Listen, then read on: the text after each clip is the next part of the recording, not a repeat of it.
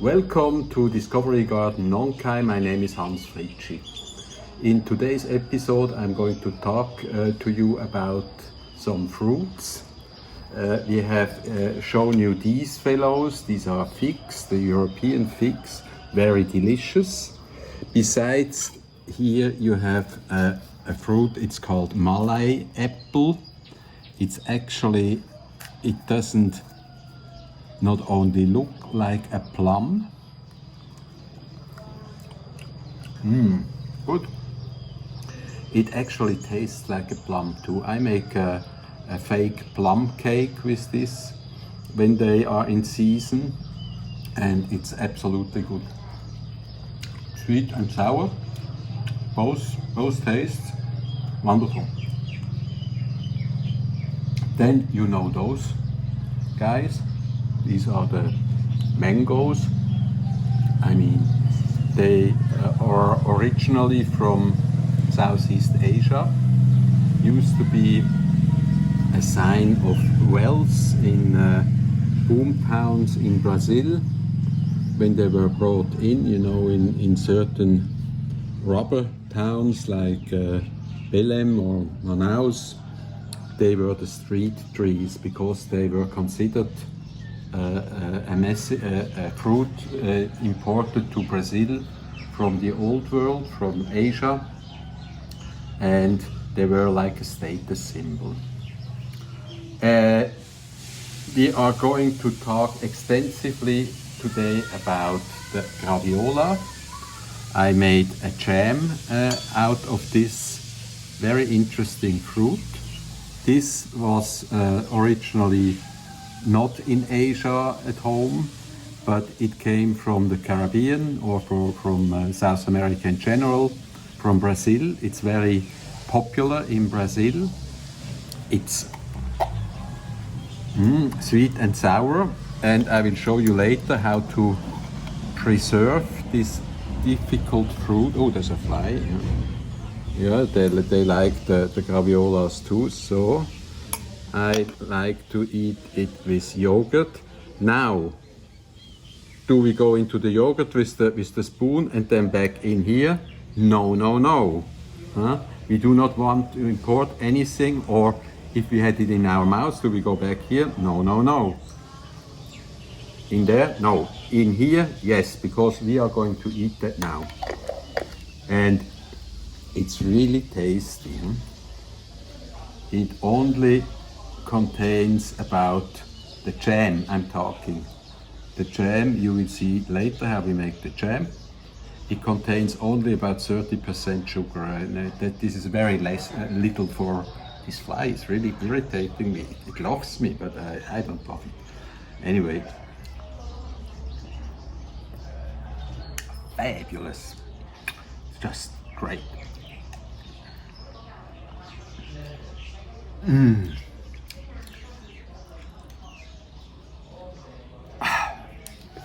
Okay, that gives really strength. Let's go and visit our field hospital, my home office, if you want to say so, over there. In the last episode I talked to you extensively about the vanilla, which is an orchid, and it's a very valuable plant, and we want to propagate it today.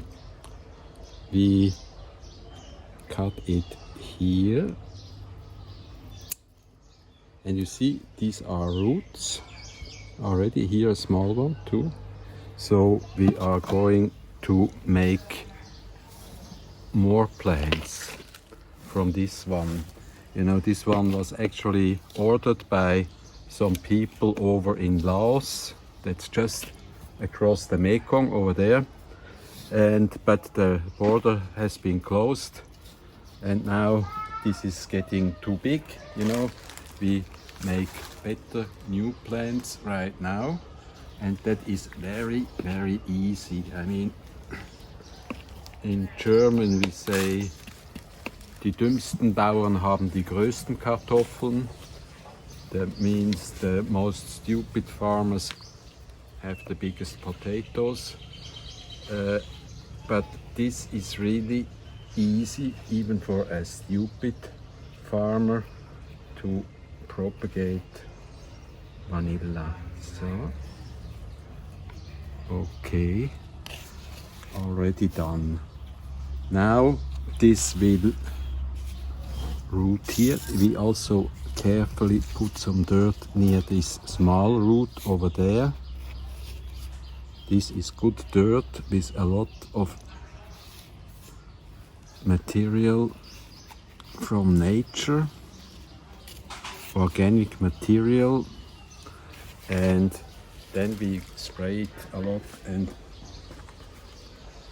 thus make new plants. Another thing is I have prepared some basil, the Italian basil. I showed you before. I think that is also very easy to propagate. I put it into water, and you see there are roots here already, and it's easy. Just put them into this dirt.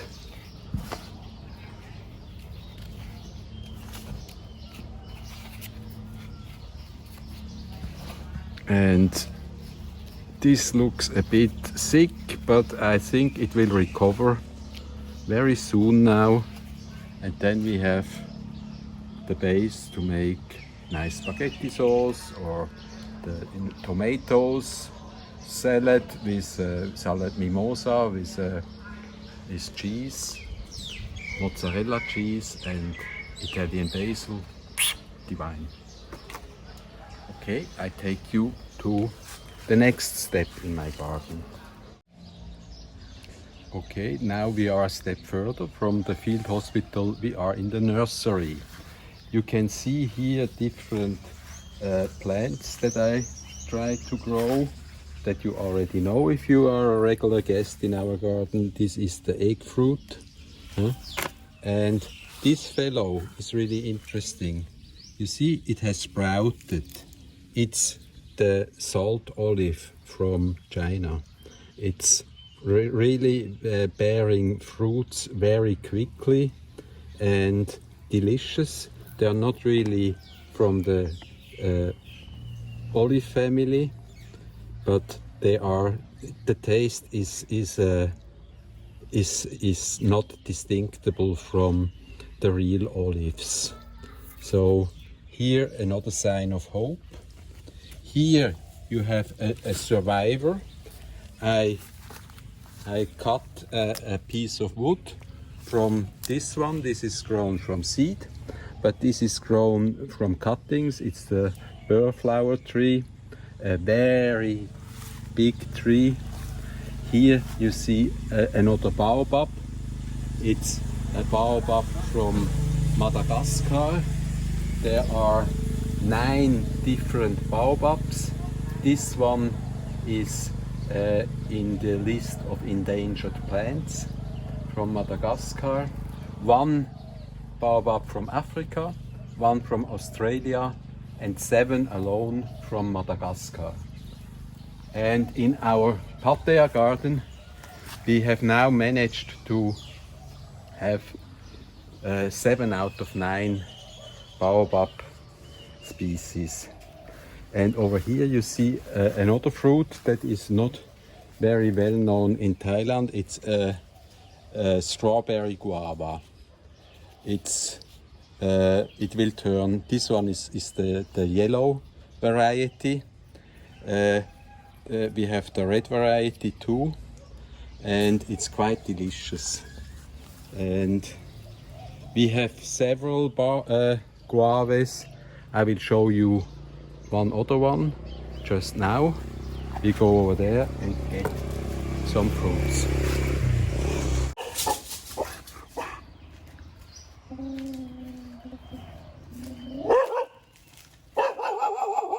Yeah, you again. Oh, Donald. Donald he doesn't give up. Okay, we try to ignore him. Try very hard. Just don't listen to him. Listen to me. Up there, you see some yellow fruits. Outside yellow, they will turn out. Donald. They will turn out to be inside red. I have here an anti-gravitation device, you know.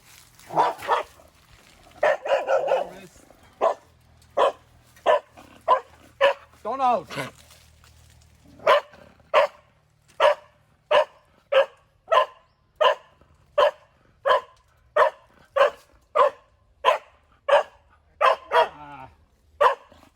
Okay, Donald!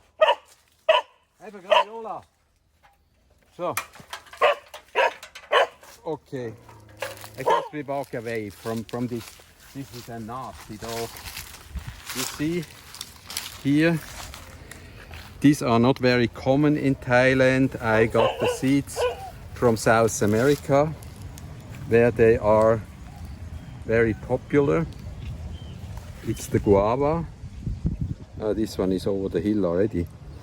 Yeah, but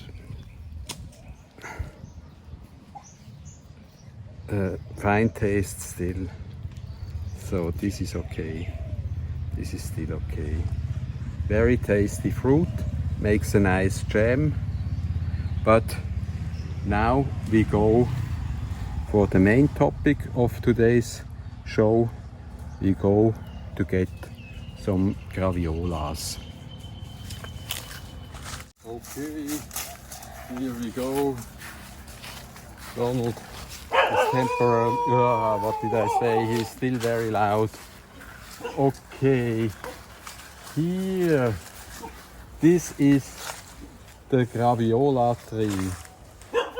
It's a tree coming from South America.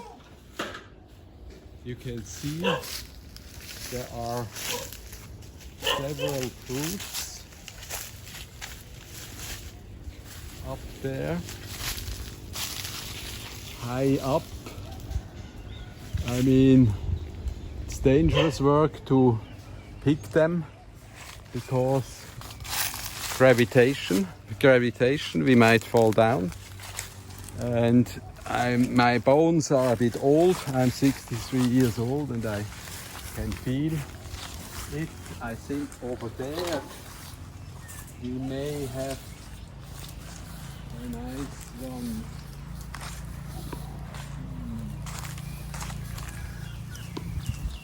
Up there, yeah, let's try to get it.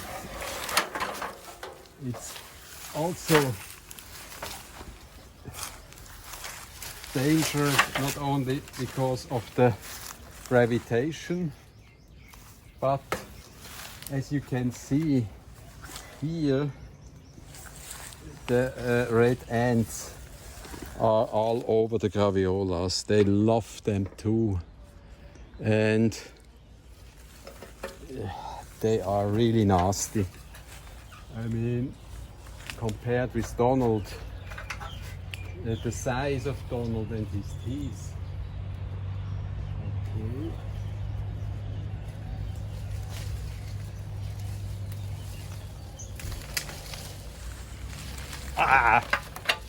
Full of ants. Look at this, they bite me. I don't know, I cannot manage this. I need Kuna Moon, my partner. He is my secret weapon. Look at up there. I mean, only Kuna Moon should be able to get them down. Let's get Kuna Moon.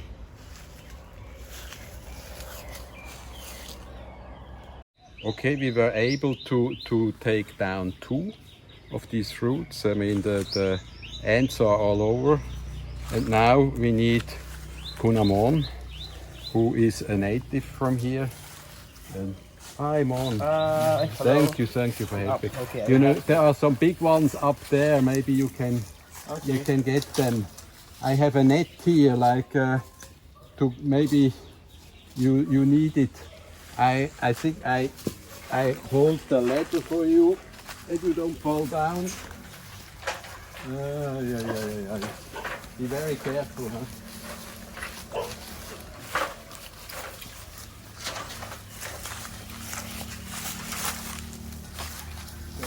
Look here, you need this one. I don't need this one.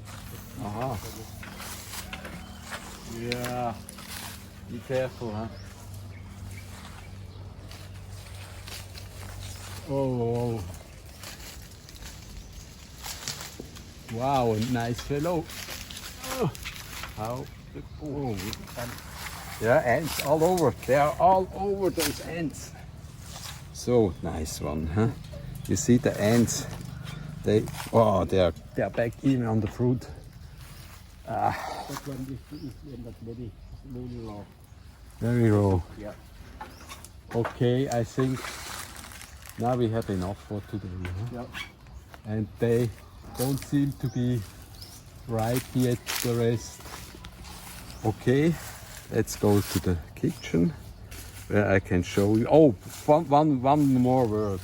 Have a look at the leaves of the Graviola too, because they are also very, very healthy. Supposed to be very, very healthy. You can make a nice tasting tea with them, and it is supposed to kill all kinds of viruses and stuff, and very, very beneficial, the leaves.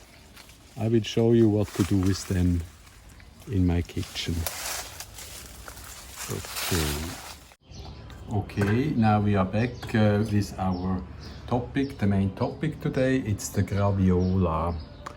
Actually, this is the Brazilian name because the gravitas is in there, heavy, and the fruits can reach up to 3 kilos. And then they really are torn down by gravitation once again. And I like the name best. There is an English name, it's called Soursop. Annona rubicata is the scientific name. There are more names. It's called Tiparang in Cambodia, this fruit. It's called Stachelanemone in German, and in Thai it's called Durian Tet or Durian Nam. It looks a bit like a durian, but it's not as hard, you know. It's actually, this one is not ripe yet. Huh?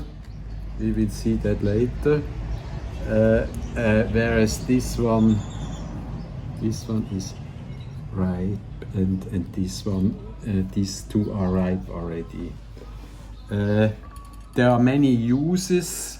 There are many names for this fruit or this plant, and there are at least 2 known uses. You can make a tea from it.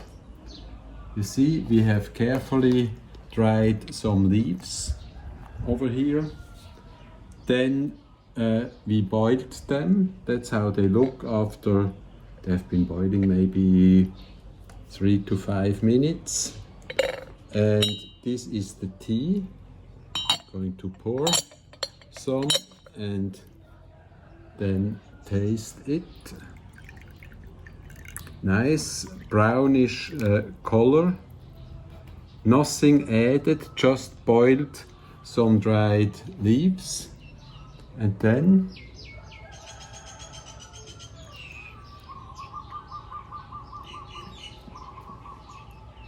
very good.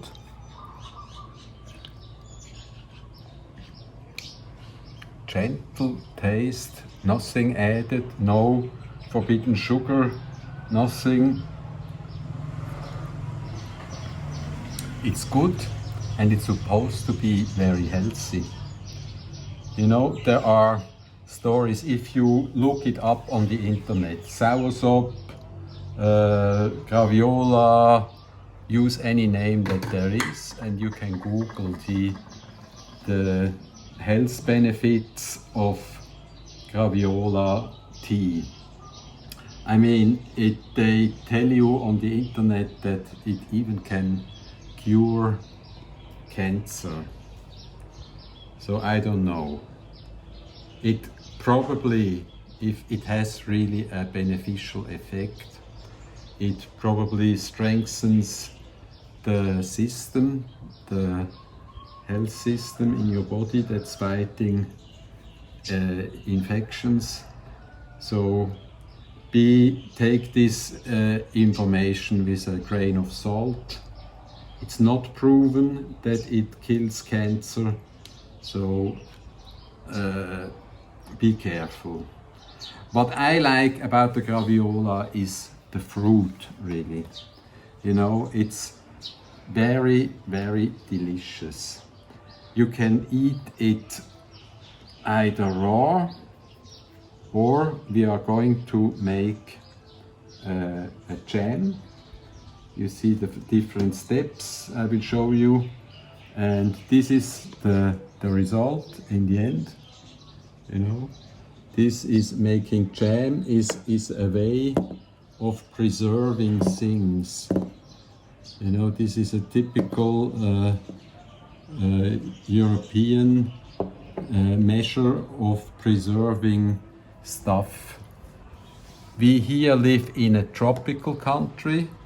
There are hot cultures and cold cultures.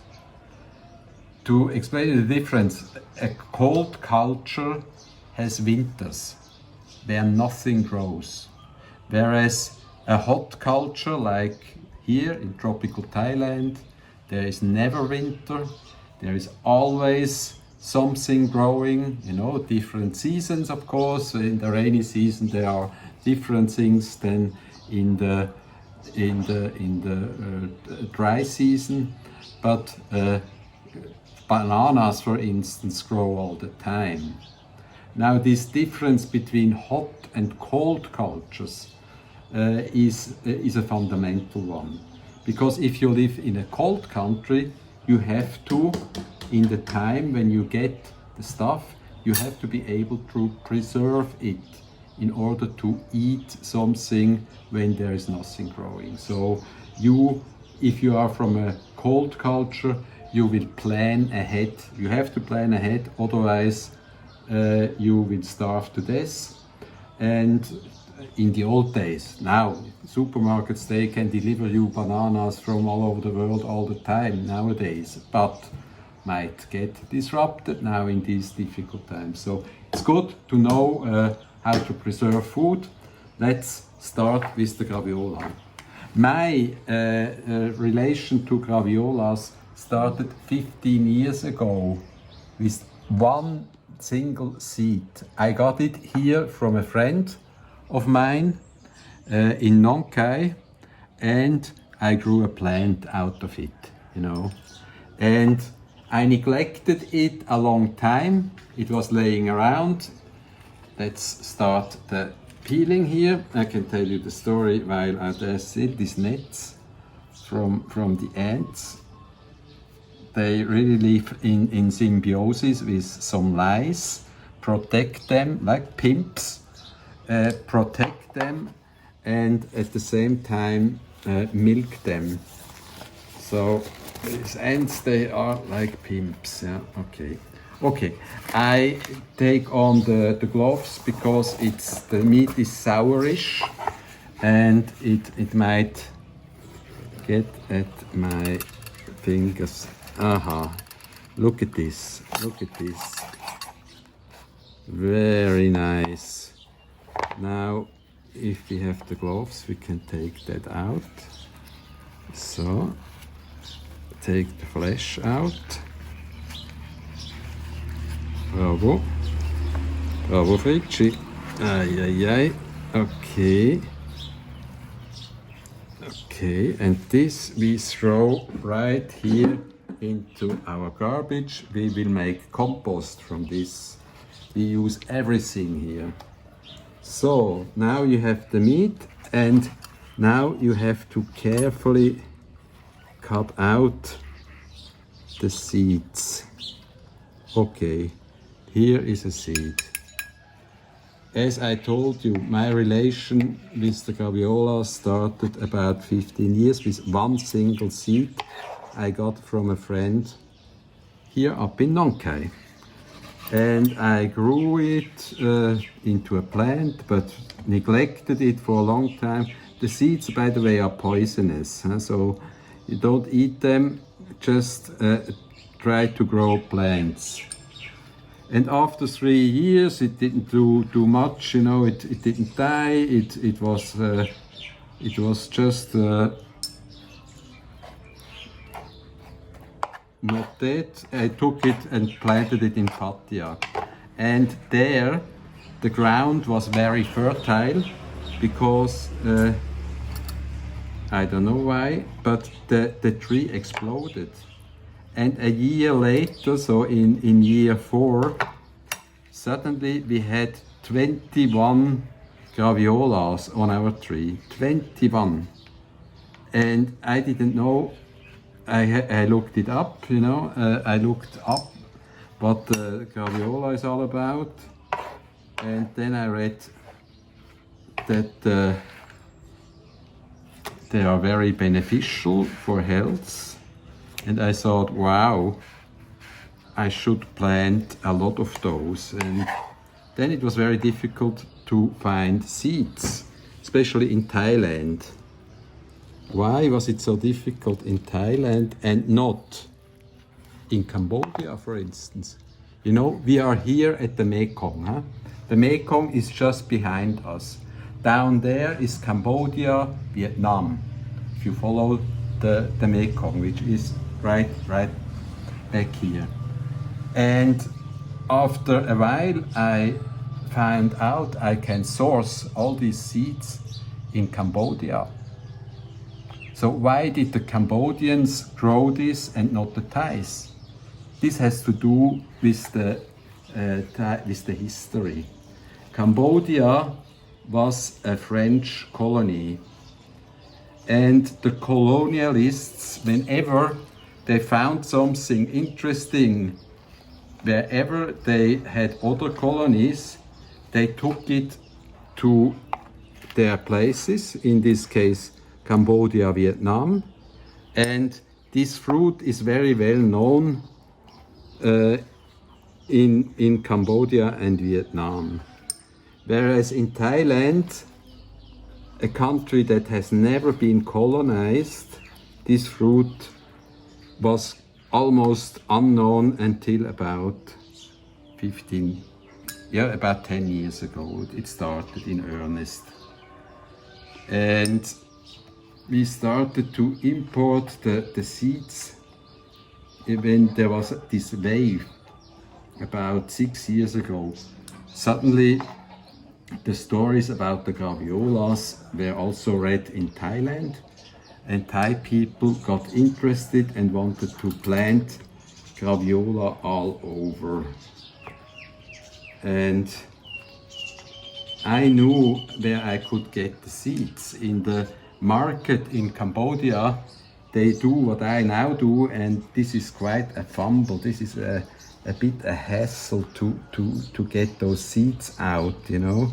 So they sell in the markets, they sell the meat separated from the jumping seed from the meat.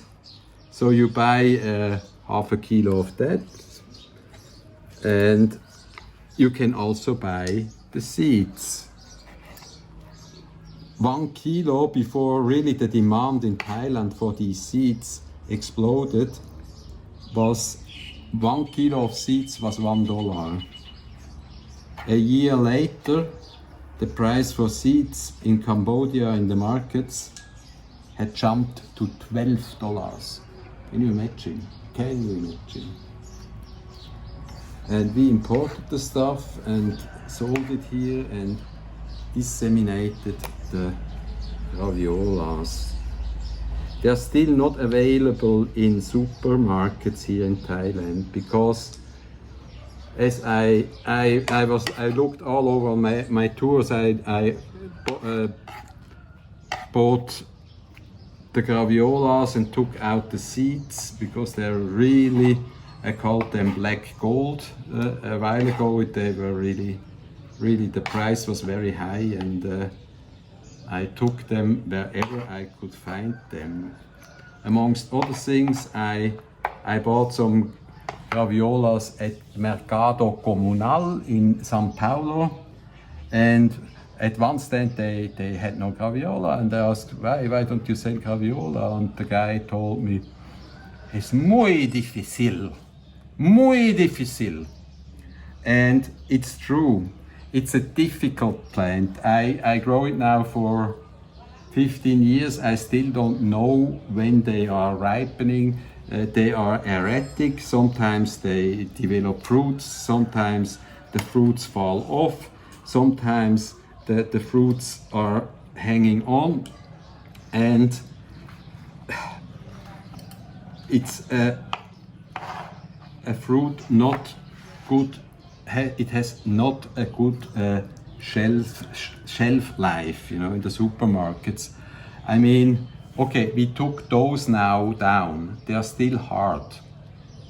Now, in 1 or 2 days, they will be soft, or not.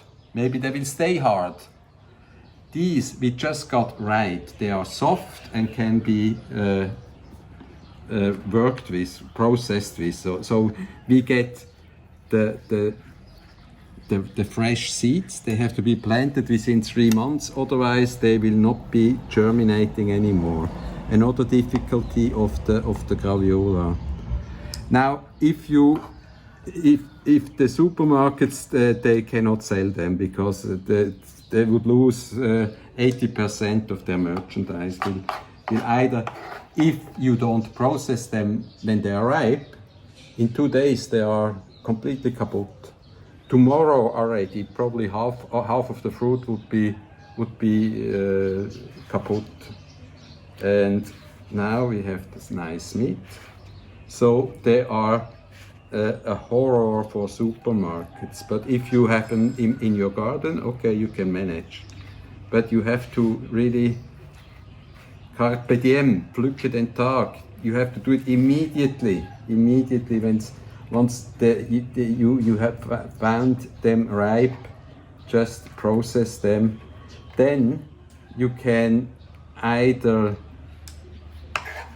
freeze that stuff or you go on.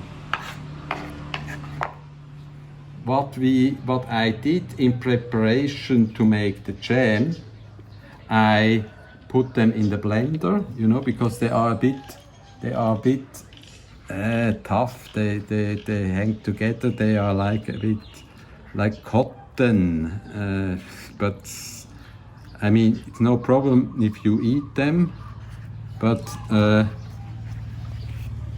in the jam, it's better when you blend them.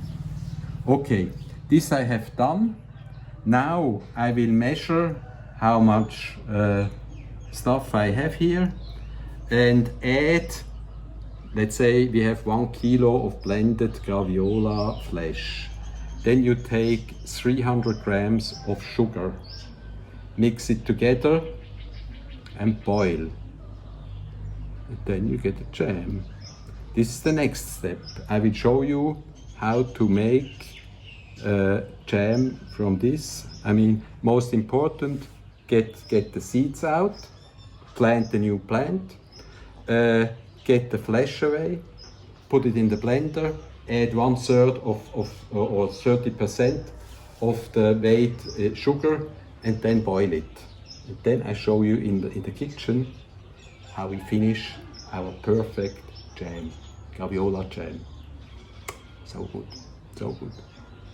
Okay, here we are sterilizing here we boil the jam. It's the ground meat of the graviola, and we have to boil it now. On the other side you see the covers of the containers for the jam. They are carefully being sterilized because cleanliness is very important. I mean, you want to have a product that you can store without refrigeration for many months. I would say at least 9 months. This is going to last if you properly sterilize. Okay, we are getting there. Now our graviola jam has been cooking. It's easy, you know the ingredients. It's only, let's say, 1 kilo of graviola meat put in the blender, added 30% sugar. So in this case, if we suppose we have 1 kilo meat, then 300 grams of sugar. It's boiling. Okay, if you like to get a real tough jam, then you can add some gel agent. For instance, agar is very good. But I think we like it like this. You shouldn't boil too long, otherwise all the vitamins and so on go out. Over here we have the sterilized jam containers and the covers also sterilized. And this also, I think I have to turn it down a little, so otherwise it will stick. You have to be always turning it around and around. Okay, I think we can go now. I use these very good gloves because the glasses are still very hot. And now we carefully fill that in. And it's now very hot. We could have blended it a little bit longer, but it's okay. And now you fill it up to the top. And now we take the cover and close it. And important, turn it around. So when it cools down, then there will be a vacuum. There is no air in there anymore. Everything sterilized. This you can keep for at least 9 months. And of course, when you open it up, you have to put it in the refrigerator, otherwise it will spoil. Okay, I will be a little bit more busy with this stuff. I hope you liked what you saw today, and if you would like to subscribe to the Hans Fritschi channel on YouTube, be my guest. It's free, it's fun, hopefully I'm having fun. I hope you have fun too, and see you next time in Discovery Garden Nong Khai next Wednesday. Bye bye.